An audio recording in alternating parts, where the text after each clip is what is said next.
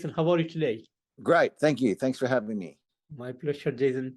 So, Jason, Ready Aim Rock was out on September 9th. So, would you like to tell me a bit about the songwriting and production behind this new album?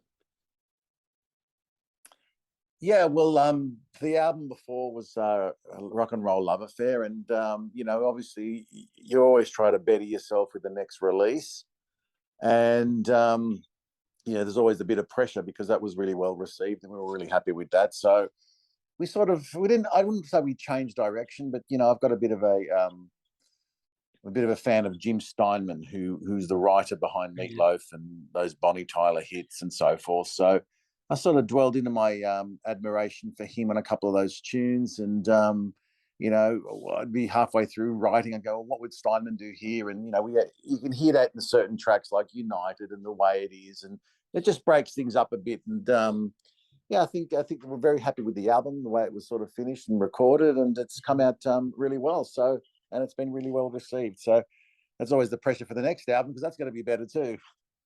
Fantastic. And was there any particular concept or a theme that the album was focused on? Look, not really. It's not like a concept album or anything like that. It's just, you know, we just try to write the best songs possible that fit around. Obviously, I had the idea of the album title, so Ready Aim Rock, and I guess just had to write a song called Ready Aim Rock. But everything else, it's just whatever sort of comes out at the time. So, you know, for us, it's in the early days, it used to be, oh, what songs can we write that would fit into a stage show or would fit? But now it's just what's the best possible song you can write, and then make that song work into the stage show. And talking about the album, 10 amazing songs, beautifully written, great musicianship, amazing outcome is the album, and I totally enjoyed each and every song from this album. Thank you so much for the awesome music. And thank you for your comments. As a creator, how do you feel about the outcome of this particular album? Oh, look, I was really happy with it. Like, it's always that bit of pressure that you put on yourself.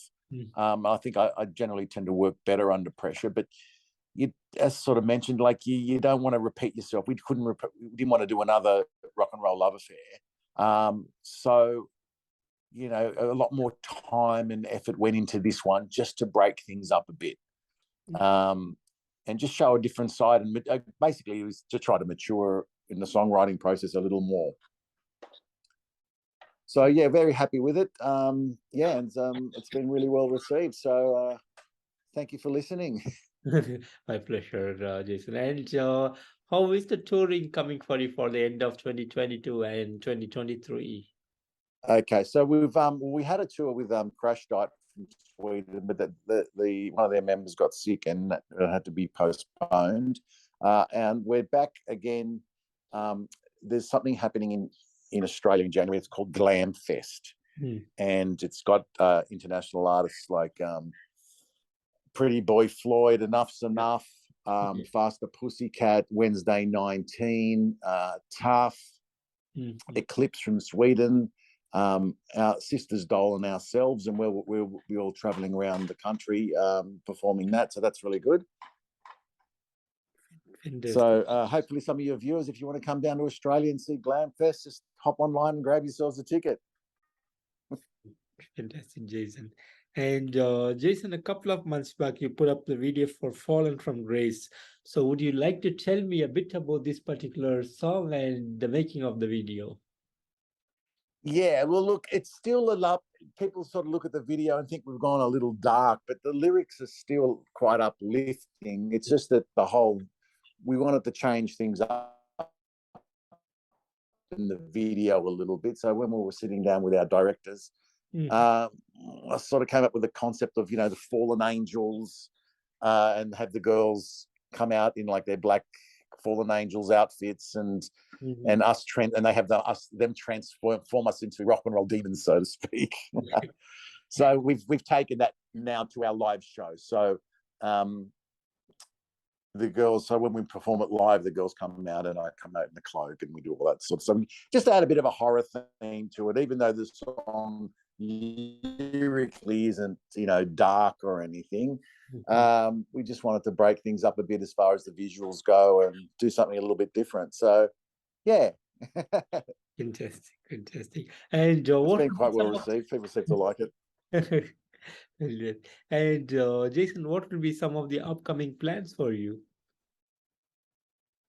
Well, the writing's already look. I generally work 2 years ahead. So, if we're releasing an album in 224, I've got to start writing it now. So we've just sort of started, that process now with the writing. We've got Glam Fest obviously next month in January. We have another national tour, which I sort of can't announce yet, happening in March. Mhm. And just keep on doing what we're doing and getting it out there to the world. Awesome, awesome. And Jason founded back We've in. actually got a new video actually landing on. It will be released on Thursday, the 24th. So that's the third video from the album. It's awesome. The song's called "Stop Pretending That You Love Me." So, Jason, the band was formed back in 2000 and 22 years of music. How has the road been for you so far? Oh, well, with anything, it's ups and downs, and there's members coming and going and so forth. It took a while. I mean, it wasn't until about 2014 that we really got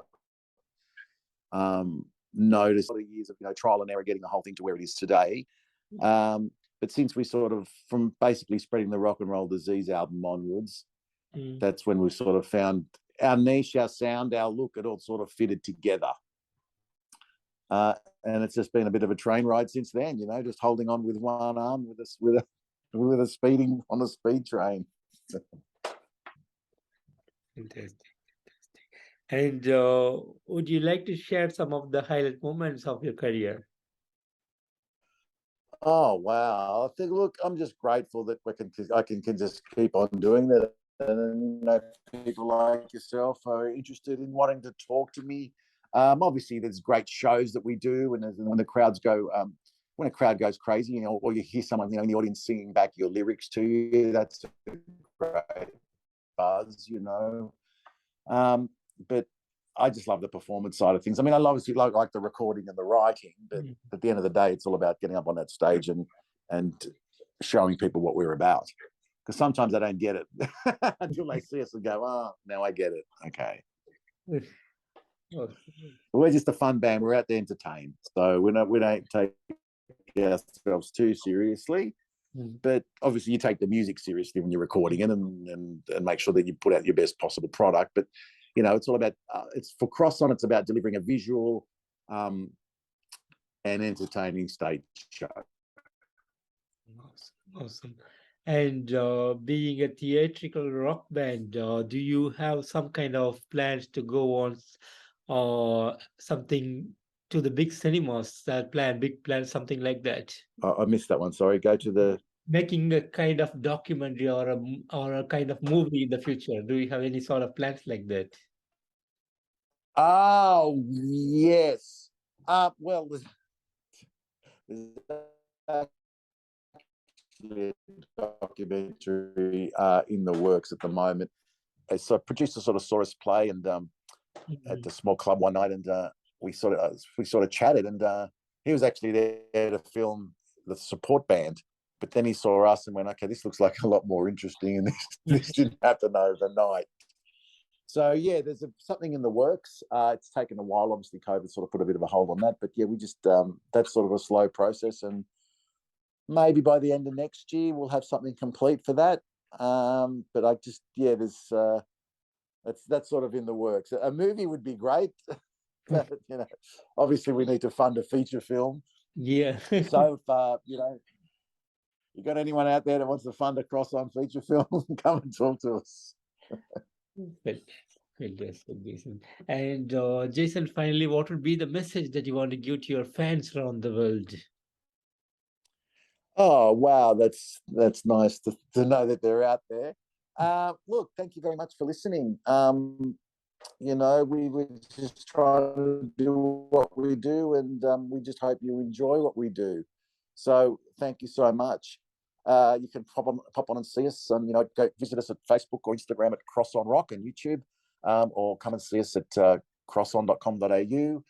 We also have for those of you that haven't seen us, we've got our live video either on Blu-ray or I think it's now on YouTube as well. It's called Crosson Live at the Orpheum. So that shows us that was sort of set up with 6 cameras. So it's a professional shoot, and you can see what we're like as a live band. Fantastic. And Jason, I want to thank you so much for giving me today this opportunity to have you on the interview. A real pleasure to talk to you today. And thank you so much for the amazing music over the years. And looking forward to see you guys on the road soon. Thank you, Keith, and thank you for having me. This is my first interview in India, so thank you. This is the first. Awesome. Thank you, Jason. And have a good day ahead. Same with you. All the best. Thank you. Take care of yourself. Bye-bye, Jason. Bye-bye.